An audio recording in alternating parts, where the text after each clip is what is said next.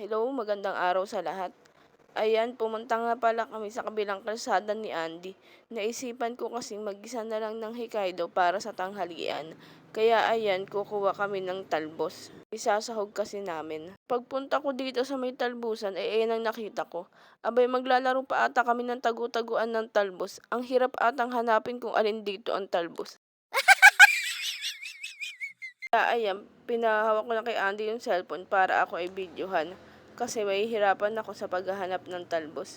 Ayan, naghahanap na nga ako. Mukhang konti lang yung makukuha ko dito. Pero okay lang, at least may maisasahog ako dun sa lulutuin kong ulam.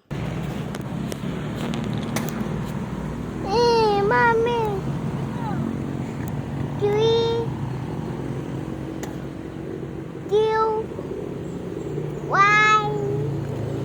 go! Go, go!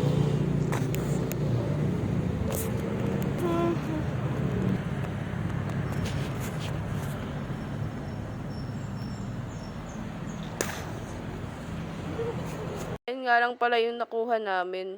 Okay na din yan.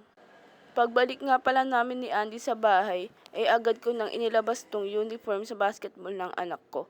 Siya ang naglaban yan. Sabi ko ilabas niya dun sa labas, wag daw, okay na.